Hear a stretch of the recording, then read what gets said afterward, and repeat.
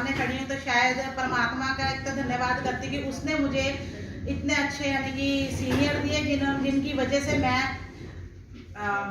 रेनेटेस्ट तक पहुंची। मेरे को नहीं पता था कि क्या कहते हैं रेनेटेस्ट क्या है, कभी मैंने सोचा भी नहीं था कोई ऐसी भी कोई क्या कहते हैं कोई हर्ब होती है।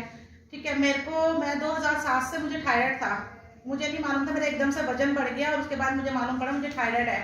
2007 से थायराइड होने की वजह से मुझे सर्वाइकल हुआ, माइग्रेन हुआ, शुगर हो गई, मेरे को यूट्रस की प्रॉब्लम हो गई, मेरे को पैरों में मेरे फंगस हो गई, मेरे बाल गिरने लगे और मैं एक तरह से मेंटल हो गई थी।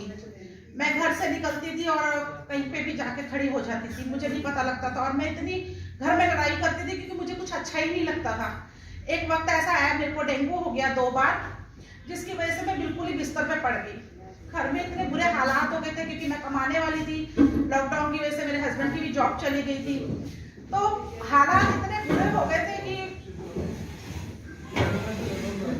मैं पीजीआई में जॉब करती हूँ, जिसकी वजह से मुझे वहाँ पे ईएसआई मिलता है, मगर मैं ईएसआई तक जाने के योग्य नहीं थी। मेरे पास 500 रुपए भी नहीं थे कि कोई मुझे ईएसआई तक ले जाए, जबकि मेरी वहाँ पे फ्री मेरा ट्रीटमेंट होना था। वो हालात इतने बुरे थे कि दिल करा उस टाइम आत्महत्या कर ली जाए। कई बार सोचा आत्महत्या कर लूं, मगर बच्चों को देख के, परिवार को देख के फिर सोच के बैठ जाती थी कि नहीं। हॉस्पिटल पहुंची, वहां से आ तो गई मगर बिस्तर से नहीं उठ सकती थी क्योंकि मुझे यूट्रस की इतनी प्रॉब्लम थी, मुझे बहुत बड़े बड़े पीस गिरते थे।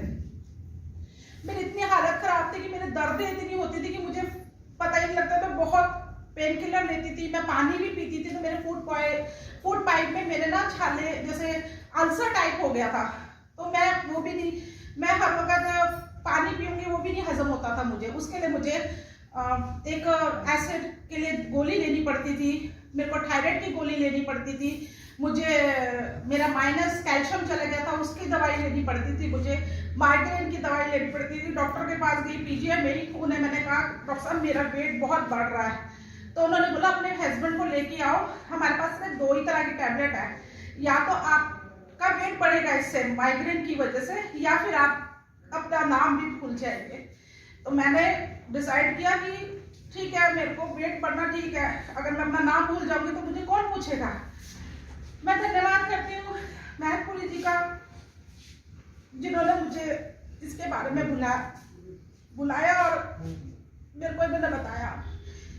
मैं जब वहां गई तो मुझे नहीं पता था, डॉक्टर साहब मैंने इन्हें बोला कि डॉक्टर सर मैंने आत्महत्या कर लेनी, मैं नहीं जी सकती, मैं बहुत रोती थी उन दिनों। तो मैं शुक्रिया करती हूँ डॉक्टर साहब का, डॉक्टर जसबीर जी का, जिन्होंने मुझे इसके बारे में बताया और इन्होंने मेरे को वो डब्बी दी खाने को, कहते आप इसको खाओ मैडम और आप ठीक हो जाओगे, आप विश्वास करो, परमात्मा का नाम लेके आप शुरू कर दो। कहते नहीं मरता क्या नहीं करता। मेरे को तो सिर्फ इतना पता था कि हाँ भी मैंने ठीक होना, क्योंकि दिमाग नहीं काम करता था, जहाँ कोई कहता था मैं वहां चली जाती थी, वहीं से ले लेती थी दवाई की, चलो एक बार मैं ठीक हो जाऊंगी, मेरी बॉडी ठीक हो जाएगी तो मैं फिर कमा सकती हूँ, फिर मैं खड़ी हो सकती हूँ।